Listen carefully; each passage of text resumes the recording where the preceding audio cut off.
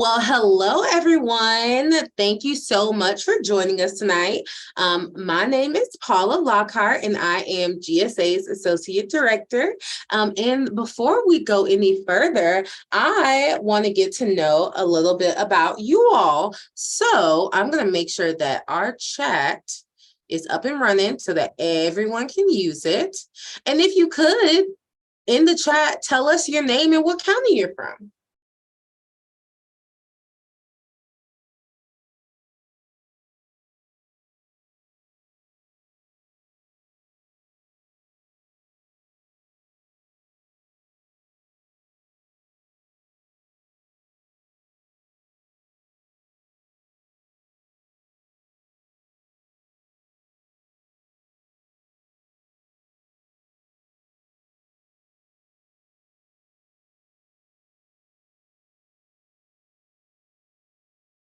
All right. Can you all hear me okay? Can I get a thumbs up or something in the chat if you all can hear me?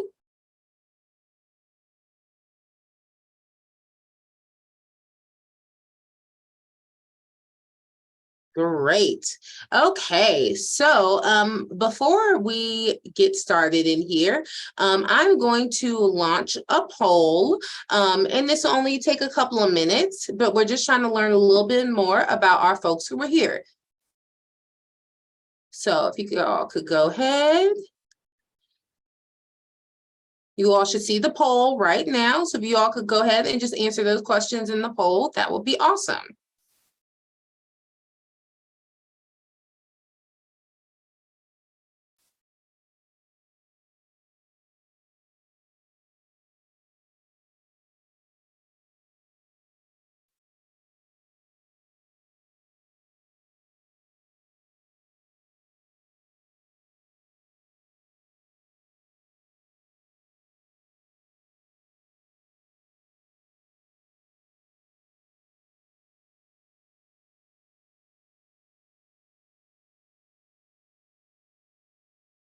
Charlotte, I see where you said the chat seems to be disabled. It shouldn't be anymore. Can you try to type in the chat and then let me know in the Q&A feature if it's still not working for you?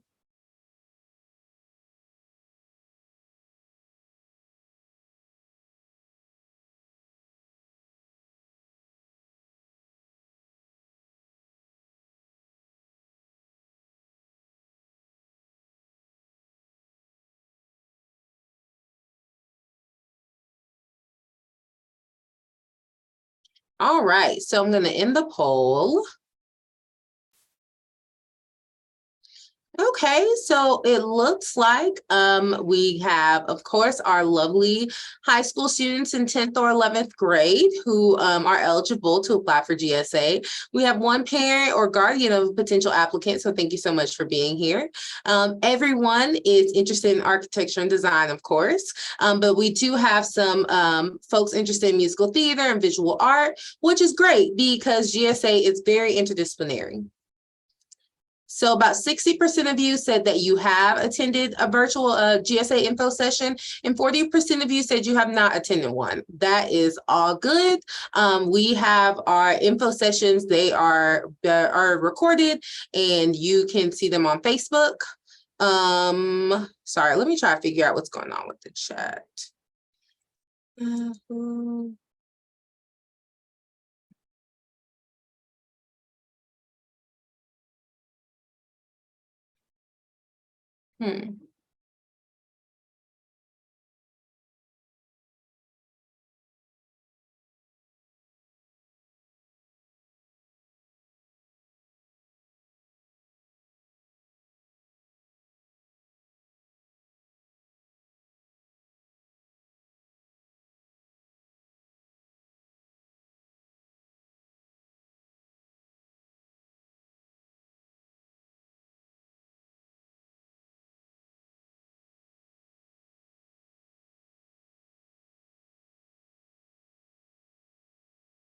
Okay, perfect. Okay, I think it might be better now. Try it one more time.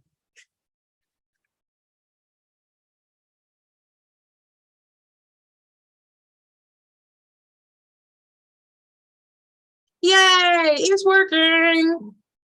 Perfect. Okay, so now that the chat is working, we're gonna back up just a little bit. Tell me your names and the counties that you're from.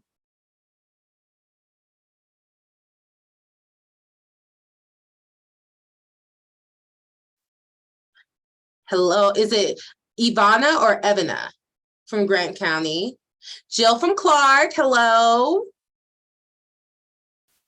Ivana, okay. Lillian from Fayette.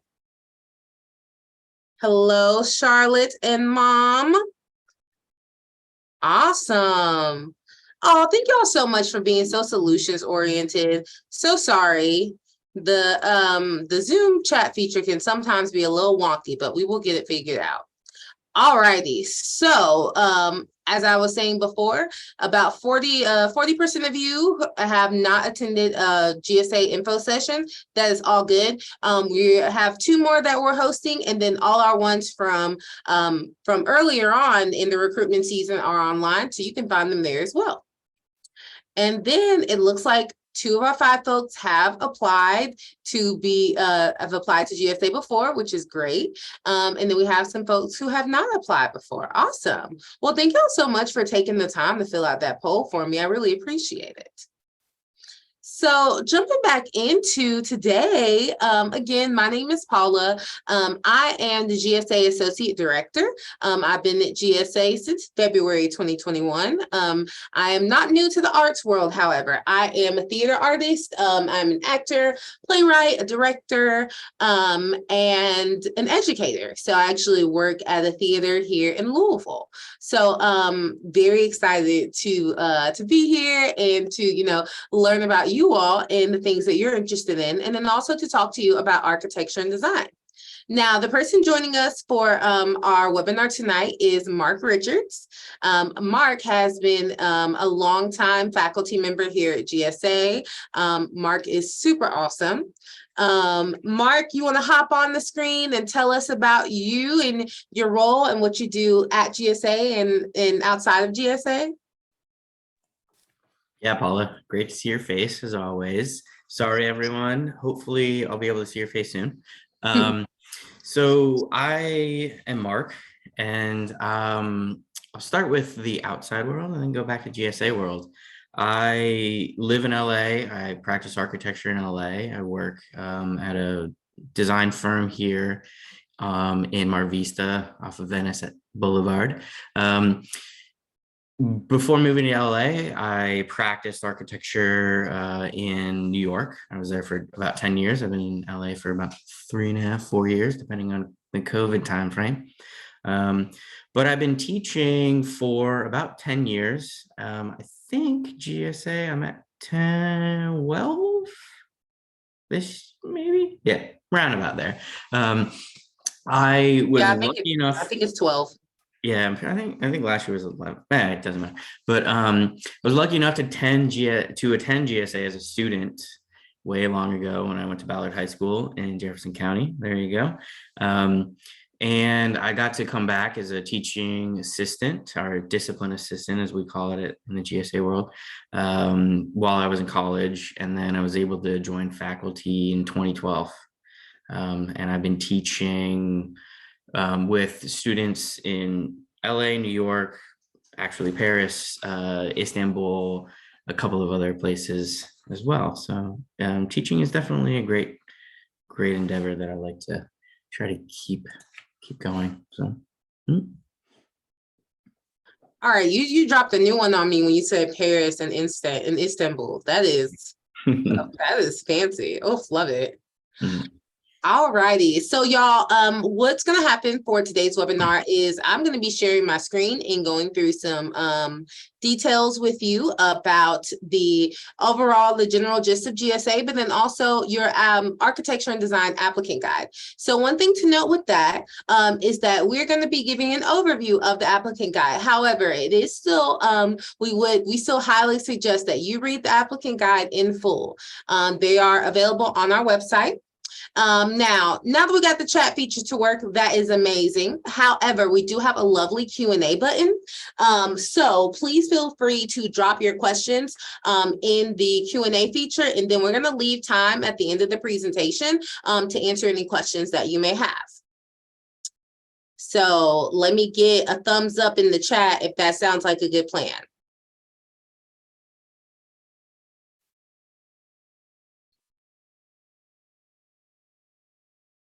All right, so I am going to start by sharing my screen, and go here. Now I have my screen shared, so I'm looking at a different screen. So again, if something, is happening, please drop it in the Q&A and I will do my best to check it periodically. All right, so we are here for the virtual info session, Meet Your Faculty. Awesome. So, sorry. Again, we're here for this info session to learn about architecture and design. There's going to be a Q&A at the end. And then if you are joining us here on Zoom right now, you will receive a survey at the end of today's session. Please take the survey. It helps us assess how well we're doing in our recruitment and figuring out what we could be doing better. So that's much appreciated if you complete it. Alrighty, so today's session is a part of a larger series of virtual info sessions that GSA is hosting throughout the autumn for our applicants, parents, and educators. We hope you'll take advantage of them and the many resources to learn more, ask questions, and connect with the GSA team. So we are somewhere in our right here. So we're again having our art form specific webinars with our adjudicators and faculty members. However, our next GSA 101 webinar is going to be November 14th at 5 p.m. For the most part, the webinars do start at 5 p.m. With the exception, here and there. But GSA 101 webinars, we go in depth about GSA from the application process to what it's like on the residence life side and things of that nature. This day is already passed, so that means that the application portal is now open, as well as the applicant guides, which I'm going to be pulling up and walking through with you all. And then the application walkthrough video is live on YouTube. That is a video that will show you how to complete your application. And just always know that the info sessions are not the only way to get information about the application process. You can contact GSA with any kind of questions at our helpline. The phone number is 502-566-5192. And we are here between the hours of 9 a.m. and 5 p.m. Monday through Friday. Or you can email us at gsainfo@kentuckyperformingarts.org. You can email us at any time of the day. We typically have a turnaround time of 48 hours or less. Know that there are no scary adults here at GSA that are trying to judge you. We just like talking to our applicants, and we like hearing about your artistry, and importantly, it's our job. So it's our pleasure and it's our job. So we want to make sure that we're doing our best to give you as much information as we can and being able to answer the questions that you have. And then, of course, social media is a thing. So if you could follow us on the Kentucky Governor School for the Arts on Facebook, and then in Instagram at KYGSA. Any information as far as the application process, when we're going to be announcing our finalists, when the application is due, all of that information goes on our social media. So make sure you're tuned into that. And then let's just quickly review information about the summer program itself. GSA is a 3-week residential summer program that takes place on a college campus. Students attend GSA for one of 9 art forms. The program is completely tuition-free. Students are immersed in an intense, challenging, and exhilarating learning environment in one of the 9 art forms. And while each student has to focus on one art form that they're attending GSA for, the interdisciplinary collaboration is a major part of GSA. This means that students are exposed to and engage with other art forms outside of their own. And if you all weren't already aware, we recently doubled the size of the program for the next 3 years, thanks to supplemental funding provided by the Kentucky Department of Education. So through summer 2024, we expect to take approximately 500 students. And that is a picture of some of our students and staff last year when we saw Hamilton. So to apply for GSA, students must currently be a sophomore or a junior to apply. We will not ask you for your GPA, SAT, or ACT scores during the process.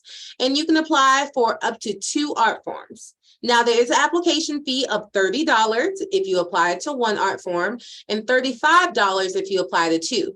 However, if you qualify for free and reduced lunch, that fee is waived with the click of a button, and we don't ask to see any paperwork. You just click that button and your fee is waived. So while we're thrilled to talk about our architecture and design program, and we're confident that today's session is going to be helpful, we want you to remember that today's virtual session will not be 100% comprehensive, and there are other important resources you should utilize to learn more about the program and the application, all of which are on our website, and our website is www.kentuckygsa.org. So you need to be sure to read your application, the applicant guide of the art form you're interested in. And again, we're going to review it, but you need to take some time to review the document yourself. Alrighty, so about the application. GSA 2023 application is due by end of day, January 8th. Note that, and by end of day, it's closer to 11:50. It's 11:59 Eastern Standard Time. So note that this is a Sunday, and the GSA office is not staffed on the weekends. So that means that Friday, January 6th is the last day that you will be able to call us or email us with questions.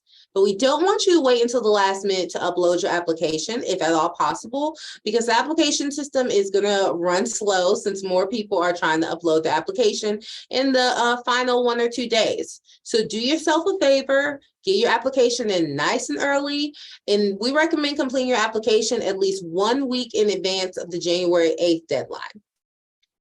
So students will learn if they've advanced to the second and final round on February 17th. That is about 1 month before the final round auditions and reviews take place on March 17th and 18th. Final round auditions and reviews are going to be hybrid. That means that some auditions and reviews will take place in person at the University of Kentucky, and other auditions and reviews will take place on Zoom. So again, full details are going to be in your applicant guide, and we are closely monitoring COVID-19, and we'll update the applicants should any changes arise. Now on April 14th, that is when we announce the GSA 2023 class, as well as alternates who are placed on the wait list. And now the dates for GSA 2023, session 1 is June 11th through July 1st, 2023, and session 2 is July 9th through July 29th, 2023.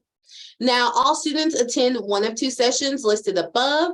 Students will be assigned to the session that they attend, and they will know the session that they're attending when they learn if they have been accepted into the program. One thing to note is that architecture and design will only be held in session 1. So just put that, let's commit that to our minds now. If you go to GSA for architecture and design, you will only be going for session 1, which is June 11th through July 1st. All righty, so I'm going to stop sharing my screen, and I'm going to switch out to my applicant guide. And Mark, while I'm doing that, could you chat a little bit about what all architecture and design encompasses? And if you could talk a little bit to how, we say architecture and design, but like for, in a broader sense, what we're looking for. Yeah, definitely. I think what we try to do with the program is we try to not necessarily focus on a specific design field. We like to have students who are interested in any of a multidisciplinary design idea you can make those decisions and you can change those decisions in your future. So pretty much what we're focused on is we're focused on how to learn the way that designers start to see the world, experience the world, what to think about, whether that's an interest in architecture, whether that's interiors, whether that's furniture or industrial design, fashion, costume making, graphic, illustrative design.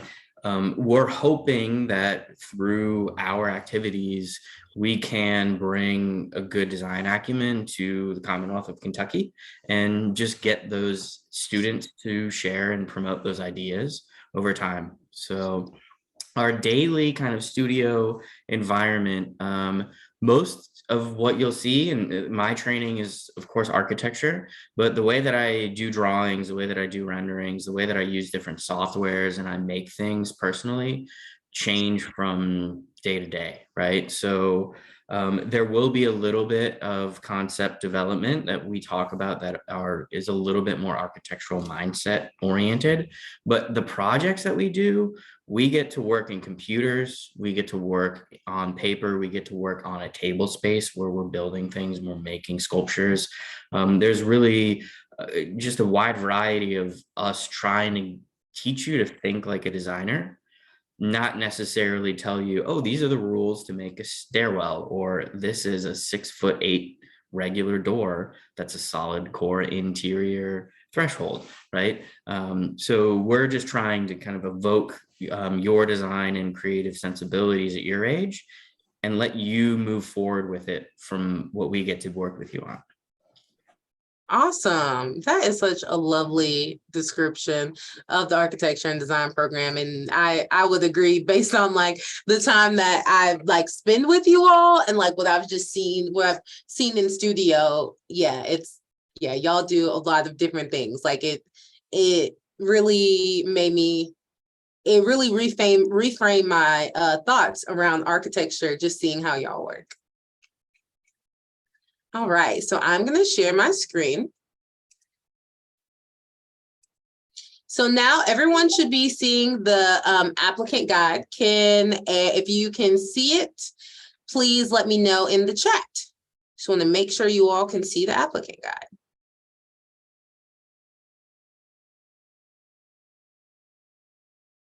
Okay. Perfect. All righty. So this is, of course, the GSA 2023 Architecture and Design Applicant Guide. So all applicant guides follow a similar format, which is you're going to start with the title. You're going to see a picture of a student who is immersed in the art form.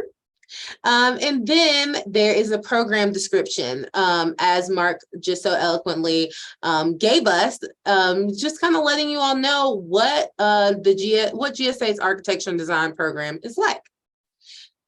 Something very exciting that we have this year is a link where you can click on it and then you will see photos from architecture and design in 2022. So I highly suggest that you all look through those. Now, let's go down to some requirements. So for the preliminary round 1, wherein your materials are due January 8th at 11:59 Eastern Standard Time, you will need to submit a few things. 2 recommendation forms, a personal short essay, a personal question video. There are form-specific questions that you will answer and accepted. And then portfolio images, a portfolio cover sheet, and then sketchbook images. Now, let's start with the recommendation forms. So the recommendation forms, this is where you're going to identify 2 people who will complete your recommendation in support of you attending GSA. So each person will get the same form separately. Now, in years past, we have required that recommendations come from a teacher and a school administrator. However, the guidelines have changed in the last few years because we want to broaden the scope of who applicants can reach out to. So with the new guidelines, we think the recommendation form, since the recommendation form includes questions about your artistic ability, potential, and how you contribute to the classroom, your overall fit for GSA, you can select 2 recommenders who can speak to your artistic abilities. We understand that like not each recommender is going to have, someone that they do private lessons with, and that is fine. Your recommenders can be your teachers from inside or outside the school in any subject. They can be a school administrator if one is willing to fill a form out for you. They can be your mentors or other people involved with your personal or artistic development, such as a coach, a youth minister, or staff at an organization that you volunteer. So what will happen is that you have to enter the names and the email addresses of each recommender on your online, on the online part in Accepted.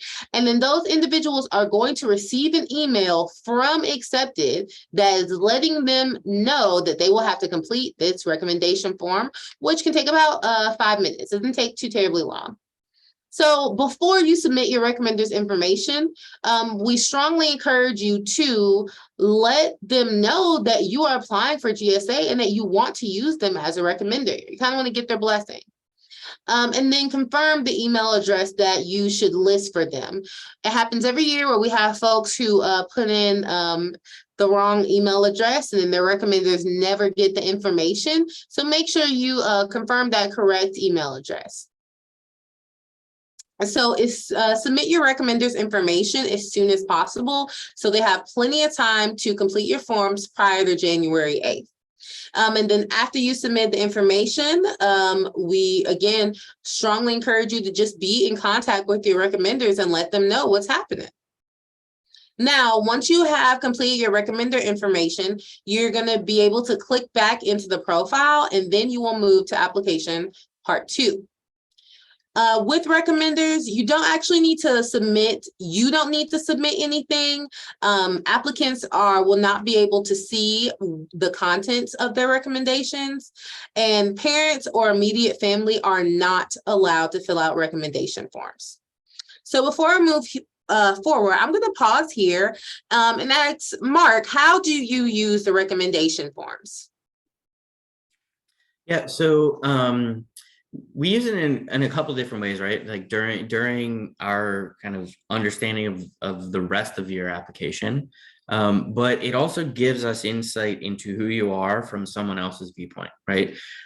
I'll probably say this 6 or 7 times at least. Just be authentic as possible, and pick people who you think will be authentic, right? I think it's a really good idea to try to target someone who might know your leadership skills, like a scoutmaster or a sports coach or a club membership, who can talk about your power outside of maybe the creative realm, but then also target someone who can definitely tell us about your acumen for being creative and what that might mean, right? Because we're different people in a lot of environments, and that environment will happen at GSA. Every one of those environments will happen at GSA, right? We'll have moments where you need to be a leader in the studio, or you can be a supportive cast member in the studio where you can push your classmates forward, but not necessarily like beat the drum like a leader might.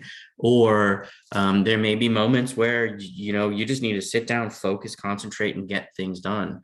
So as much information as we can get about your personality from another person's viewpoint just helps us learn who you are that much better. Awesome. Thank you, Mark. Mm-hmm. Now, the personal short essay and the personal question video. So these are 2 things that everyone has to fill out, no matter the art form that you're applying for. And with the questions, you talk about it from your art form perspective. So with the personal short essay is 250 words max. The question is, and I'm going to use the art form that we're here chatting about today. The question is, how can/should architecture and design be of importance to your community or society as a whole? That is the personal short essay. And then the personal question video, which is 90 seconds max, is why is architecture and design important to you? What are your goals? What are your goals for yourself as an artist in this platform? In architecture and design. So with the personal short essay questions and the personal short question video, I'm just going to reiterate something that Mark said. It's about being your honest and your authentic self in your responses. These are the ways in which our adjudicators get to know you. And so, Mark, do you mind sharing a little bit about the essay responses and just, maybe what you are looking for in these and how an applicant can best formulate their response? Yeah, and I'll kind of group these two together. Cool. We definitely want to hear your voice, right? Don't be too concerned about making it architectural or necessarily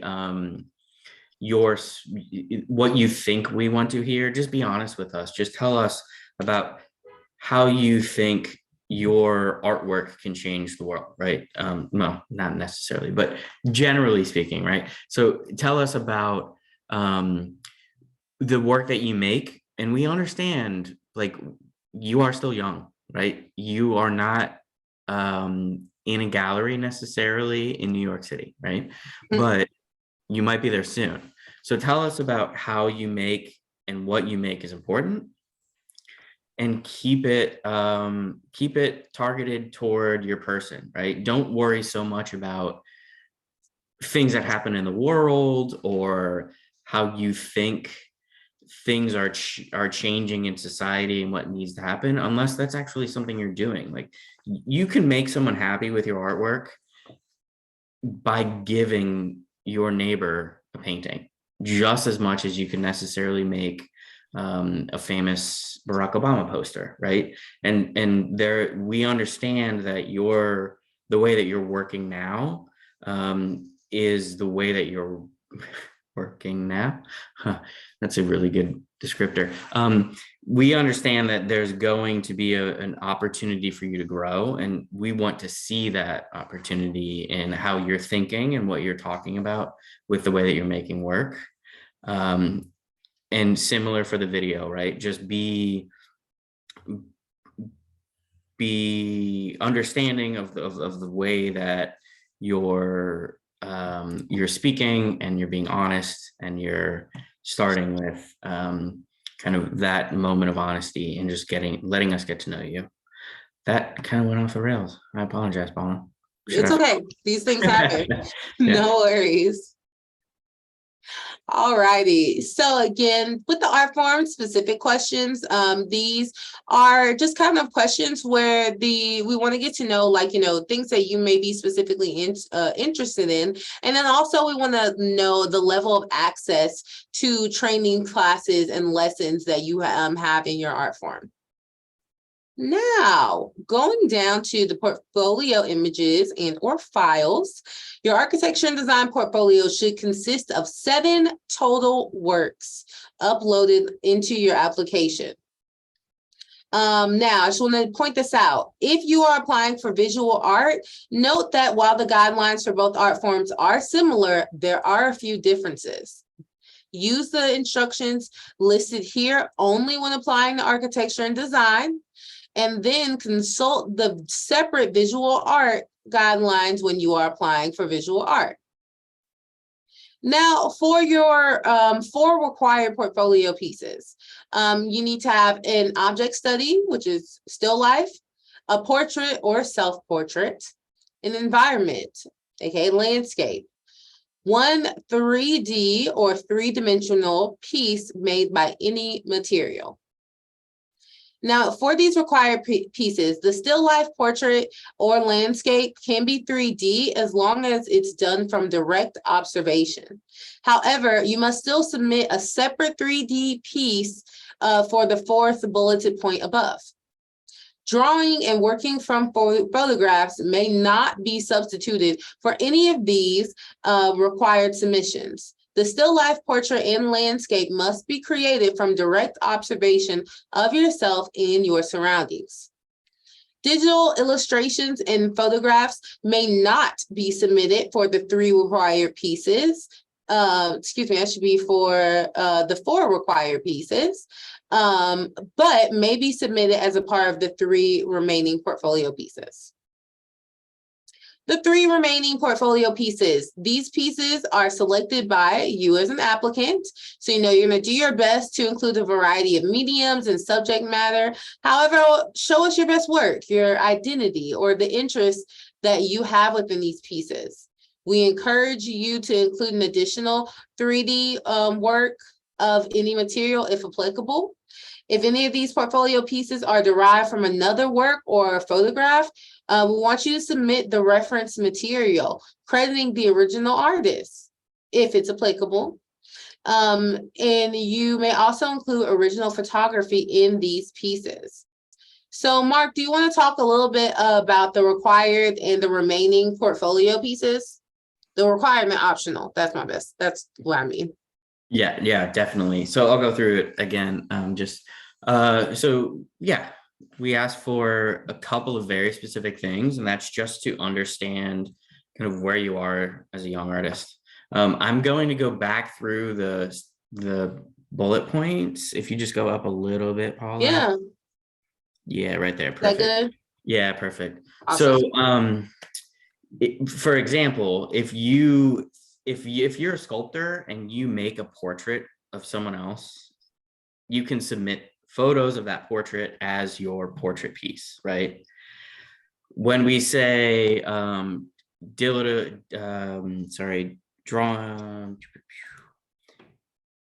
still life portrait or landscapes can be direct observation. So when we ask for direct observation, we're literally asking you to sit down and make it. We understand that a lot of times you take a really great photo of a sunset and you want to recreate that. But our intent is to really understand how you draw from observation or you create from observation.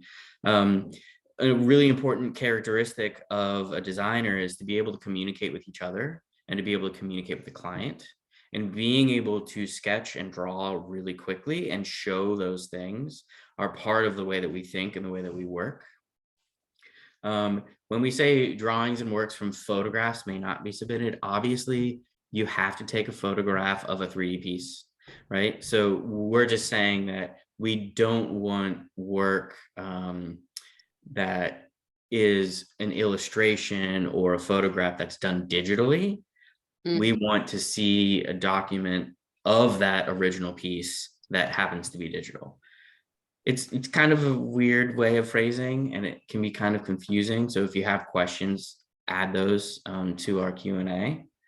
For the remaining portfolio pieces, literally just go with what you do best.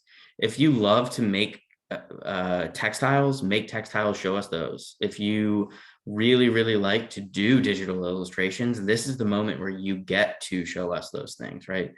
So again, we kind of break it up into 2 things. One is we just like the required pieces. We like to see how you conform to, I don't want to use the phrase conform, but showing us a way of using foundation type skills that are kind of recognized across the board. But then with the other pieces, show us your identity, definitely. Not that either can't go back and forth, but that's kind of the way that we break it up in our Notion. I guess I could really quickly cover the portfolio cover sheet. A big part of it. Sorry? I said that'd be great. Okay, yeah. So a big part of the application process that we do as artists, and we'll get to your question soon, Peyton, is we talk. When you apply to colleges, when you apply to grants, when you apply for a lot of different kind of creative endeavors, there are certain touchstones, certain milestones that you have to hit for those applications. The cover sheet is one of those kind of standard things. If you're applying for AP Art Studio or for Art Awards or other things, we like to kind of train you on what requirements a lot of other portfolios or other conditions would include.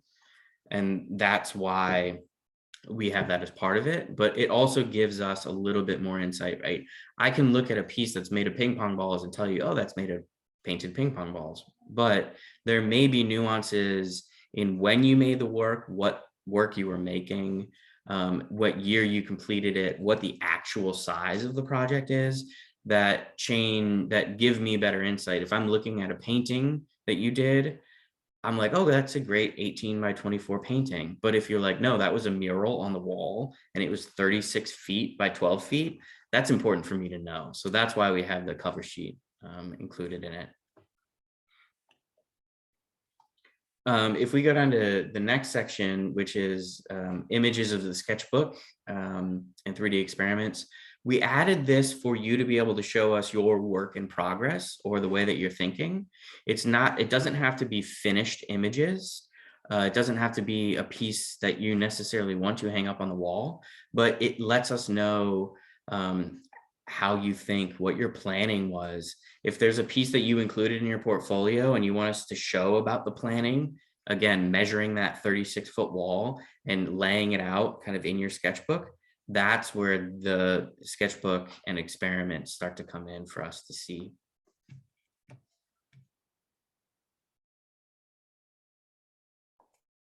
Sorry, I was muted. So just a note here, these are images that you produce outside of your portfolio pieces. So these are additional images. Now, so that is it for those are all the requirements for the preliminary round. Again, right here.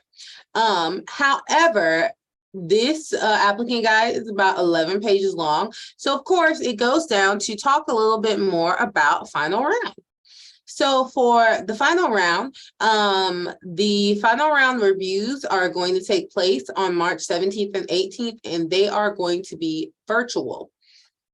Excuse me. So applicants who advance to the final rounds are going to be forwarded to a new part of the application and accepted. We call the application part 3. And in the application, there's going to be a short questionnaire that has a range of topics. This questionnaire is not a quiz. It's not scored. It just is another way for the adjudicators to get to know you. And the questionnaire may be used to customize questions for your interviews. Then images of the design exercise. So there is a design exercise prompt that is given to the architecture and design students after they find out that they have made it to the final round.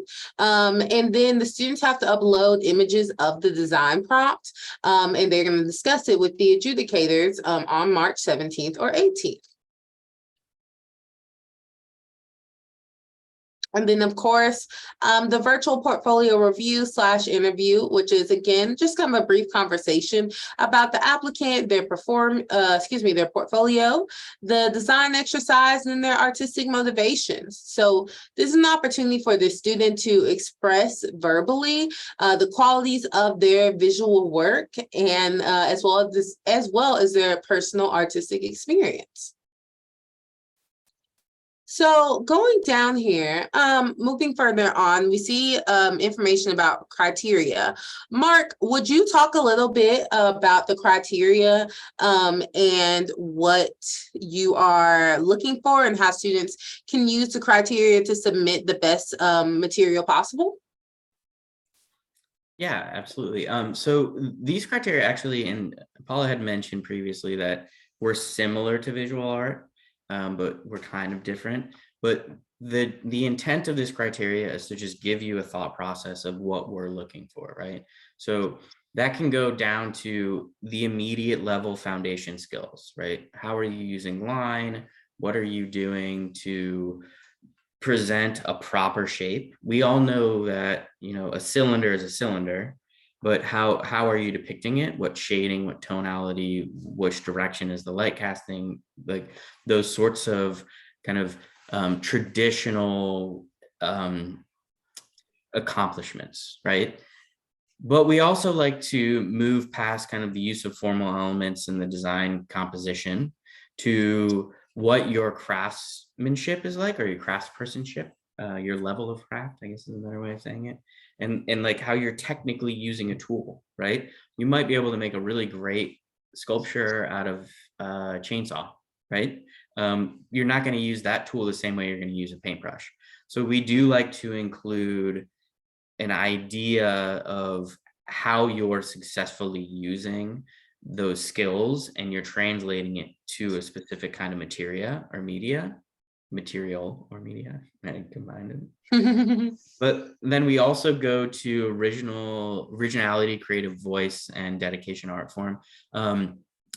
These two often come mostly, I don't want to say mostly, but quite often they come from you telling us about your work, right? So when we get to see you and we get to meet you during the final round, but also the way that you get to tell us about yourself in the previous application steps that we spoke about, where we like to know that there are creatives who may not be traditionally or classically trained, but are extremely involved in a creative voice that is just something that we love to see from people your age, right? A dedication to what you make and who you're working with and what that means, which can be hard to read only through a portfolio. So as great as your portfolio may be, that's where your personal video and your personal essay and some of the questions we asked you come into play as well. Awesome. I'm sorry, Mark, did I interrupt you? No, you're good. Okay, awesome. Awesome. Now, what you'll see here is tips. Now, these tips are just suggestions. They are not eligibility requirements for admittance to GSA. So I'm not going to go through these one by one. I'm going to let you all go through this on your own time. And then the last part of the applicant guide is just the application timeline and deadlines. Again, the application is due on January 8th, 2023 at 11:59 p.m. Eastern Standard Time. The finalists will be announced on February 17th, 2023. Final round auditions and reviews will take place on March 17th and 18th. Announcement of the GSA class and alternate is going to happen April 14th, 2023. And then for session 1 of the GSA program is happening June 11th through July 1st. And architecture and design will be held in session 1 only. Oh my goodness. And then Sunday, July 9th through Saturday, July 29th, that is the second session, session 2 of GSA, and dance will only be held in session 2. So Mark, as we're wrapping up, if you could give any, what are one or two like big picture tips that you like to offer to applicants? I mean, the two main ones that I always kind of go back to, and it's not just for GSA, it's for everything in life. Start early and don't worry too much. And I know both of those things are extremely difficult because I'm the kind of person who likes to push things off as far as they go because things always come up and I perform on a deadline. But if you at least start early, then you can get a draft, you can get those ideas together, you can feel more confident so that when that deadline does approach, you're much more confident in the things you did earlier, and then you can finish up with those things at the end. And of course, similarly, I'm not a super stressed kind of person. I mean, Polly, you know me, relatively relaxed. Yes. But there can be anxiety around processes like these and expectations that you're putting on yourself or other people are putting on you or any of those sorts of qualities. And I know it's impossible to do, but just try not to contribute to that anxiety inducing moment. Like, remember, we're here to support you. We want you to do well. We're not here to tear you down. So be confident and committed to what you're doing without getting overwhelmed. Just try to do your best, and that will come through. So try to do your best. That's excellent. That is excellent. Okay. Well, friends, that was the entirety of the applicant guide. As I mentioned before, we did not go into it crazily in depth because we want you all to go through it yourself. Now I am going to be looking at the Q&A box. And right now we have 2 questions. So I'm gonna start with Peyton's question. Peyton says, I was wondering what file types we should upload, things such as our sketchbook pages or portfolio images. When doing so, the application states specific files for things like our essay, but not our images. Mark, could you answer that for me? So it's kind of, there are 2 answers to this, and I'm going to start with the regular traditional answer is we utilize an application platform that requires certain file types for being uploaded, right? So that could be JPEGs, that could be PDFs. The way that you take pictures on your phone and the file type of an iPhone is technically HEIRC, which they're crazy. So you may need to convert certain files to an uploadable application.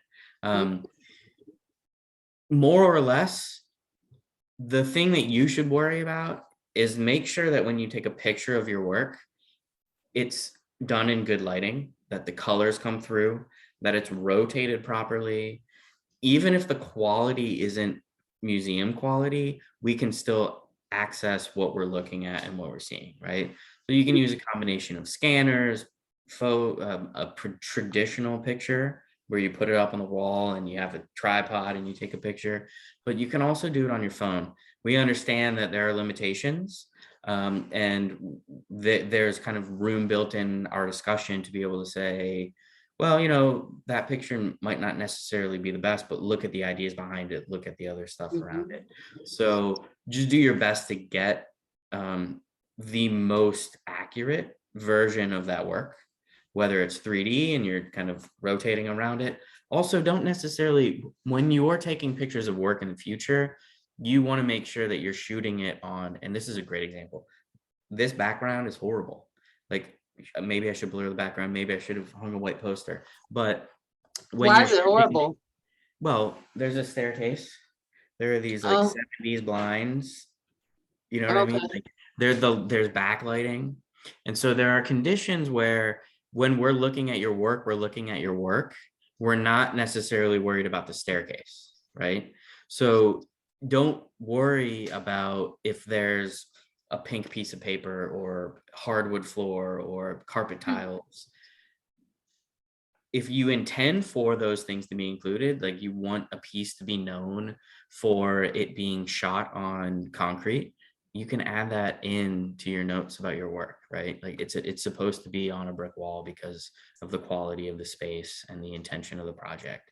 But don't necessarily worry so much about background or other things like that. Worry about how good the object or the piece looks as best as possible. Is that kind of? I think so. If not, follow up. We have for questions. Charlotte asked, do the sketchbook pieces have to relate to the submitted portfolio pieces? The shortest answer is no. Cool. But think about why you're showing us what sketchbook pieces you're showing us, right? Are you showing it as supplemental to a previous portfolio piece that you want us to be really excited about and show us the process? Or are you showing us another skill that you get to highlight and you get to say, oh, they've already seen that piece. I don't need to show them studies of, oil pastel. I want to show them something else. You know what I mean? So no, you don't have to use your sketchbook submissions that directly relate to your other portfolio pieces, but if it helps you, definitely do. Nice. Nice. Okay. Do we have any more questions? How many more ways can Mark confuse us? Speak now, forever hold your peace, everyone. Just joking. No, but I will say really quickly while we're waiting, the tips, definitely go through the tips. You might even want to just read the tips first and then go through the rest of the application. We did our best to make the tips so that you would relax and you would feel confident. It just gives general things where like, don't worry about being too architectural, or don't worry about having it be like completed in your art classroom, or, those sorts of things. So anyway, use those. Love that. Love that. All righty. Well, it is 7:15. It looks like we don't have any more questions. Oh, what tips would you suggest for someone interested in floral design, Mark? Oh boy. Hang out with an arborist or something. No, that's a tree person. I think, I mean, I'm going to generally say not necessarily floral design. I'm just going to say design, right? Look at work of classic traditional ways so that you understand why decisions were made and how arrangements were organized or specific varieties were made, or right, like we all know that Van Gogh used yellow for a lot of reasons, right? But we all identify Van Gogh for that yellow, right? So I think there are ways of looking at tradition and understanding tradition, then have you focus on what your contemporary is, right? There's like big M modern, there's low M modern, contemporary modern. Whatever you're making and how you're making it is contemporary, right? It is modern, even if it's traditional. And then utilize what you learn from other people to then be able to really decide what you like, right? Are there certain varieties of plants that you prefer? Do you have a balance between, I don't know, ferns and poppies that just kind of help? I don't know why I went with either of those I plants. was, I was like, okay, those are excellent choices. Yeah, deciduous and pine trees, conifer. That's what it is, deciduous and conifer. But yeah, so Nice. good. That was a good question. That Hopefully was that, a great question. yeah. What other Also, don't questions ask me y'all what kind got? of thread to use when you're sewing, because Say that one more time, Mark. don't ask me what kind of thread to use when you're sewing, Oh, because I don't wouldn't know. ask me how to sew, period. What do you mean? I learned how to knit when I was at GSA. Oh, When I was on staff, I knit myself a scarf. I had one oh of my the gosh. RAs, I had one of the RAs teach me how to knit. The problem was is that I ran out of material, so the scarf was like this long. I was gonna ask, like, did you have enough material? No, it was like just to like my plate. It was not the best, but it was fun. Nice. Yeah. All righty. Well, you all, it looks like we don't have any more questions for the night, which is perfectly fine. If you do think of something else that comes to mind, please don't hesitate to reach out to us at GSA Info. Our email address is gsainfo@kentuckyperformingarts.org. And then you can reach out to us on our telephone, and let me pull the number up one more time on my screen. Just want to make sure I don't say it wrong. Yeah. And our phone number is 502-566-5192. Again, we are available via telephone from 9 a.m. to 5 p.m. Monday through Friday. So please feel free to give us a call. All right, y'all. Mark, thank you so much for joining me tonight. My friends who are with us right now on Zoom, or those who are watching us on Facebook, or those who are going to be watching the recording, thank you so much for taking the time to learn about GSA's Architecture and Design program. If you're here with us on Zoom right now, please don't forget to fill out the survey. And I think if there's nothing else, we want to wish you all a great night, and we'll see you next time. Good night, y'all. Thanks. Bye. Bye. Talk to you soon, Paula. Talk to you soon. Later.